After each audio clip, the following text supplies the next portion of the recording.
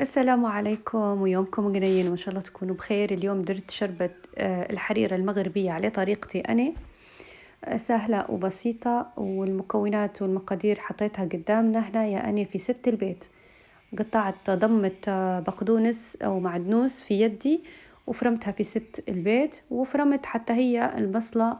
يعني واحدة بصلة في ست البيت. وهنا عندي معجون طماطم ملعقتين، وعندي الأربعة طماطمات خضر، وعندي الحمص، وعندي هنا العدس. بالنسبة للحمص والعدس 3 معالق، والعدس حطيته في شوية مية. وهنا عندي إشعرية حتى هي كشيك ونص شعرية، وعندي اللحم ربع كيلو من اللحم أو لنص كيلو. وهنا فلفلة خضرة حسب الذوق، أنا حبيت نضيفها عشان تولي الشوربة حارة شوية.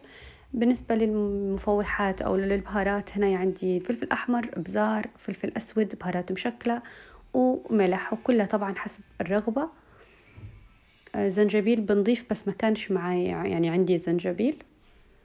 فهنا حطيت الطنجرة على النار وضفت لها شوية زيت، وحطيت نزلت باللحمات. هنا اللحم حاولوا لما تقلوه تخلوه يطلع كل المية اللي فيه ويوقف على الزيت متاعه، عشان بعد ما تحطوا له بعدين باقي البهارات يتسبكوا ويعطوا طعمه أطيب. يعني هنا بعدين ضفت البصل وضفت معجون الطماطم.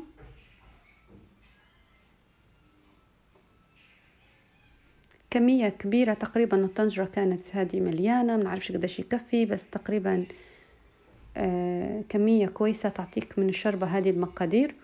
هنا حطيت البهارات نزلت بها، وبعدين نزلت بالأربع طماطمات اللي هم متاع الخضر، يعني 4 طماطمات الخضر اللي طحنتهم. هنا يعني صراحة طحنت الطماطم بالقشرة متاعها، بخلت صراحة بخلت.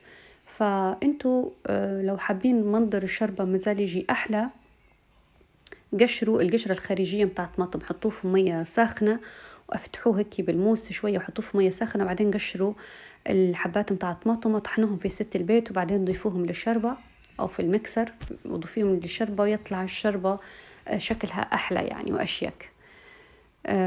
هنايا خليت طبعا بعد ما صبيتها وحركت، خليت الطنجرة على النار وبنغطيها ونخليها تتسبك شوية، يعني كله يطيبوا مع بعض اللي حطيته. بعدين هنايا بنضيف العدس وحركت. هنا يعني قاعدة ما ضفتش يعني تقريبا مية، بس المية متاعت العدس يعني اللي كان فيها العدس. وحطيت ملعقة من المعدنوس اللي فربته.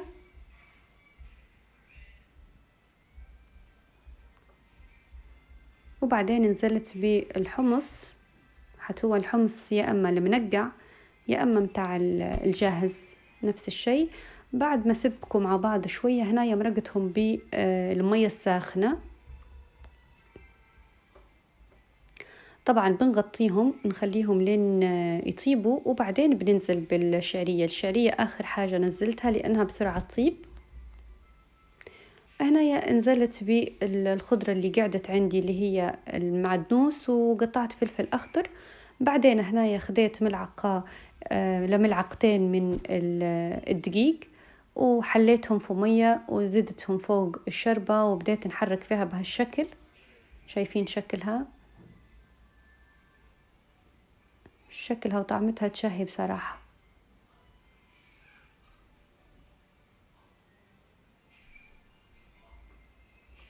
وهذا شكل الشوربة بعد ما طابت. وإن شاء الله بالصحة والعافية عليكم ولكل من يجربها، ونشوفكم إن شاء الله في فيديوهات جديدة، وما نقولكم إلا بسلامة، ودمت في أمان الله.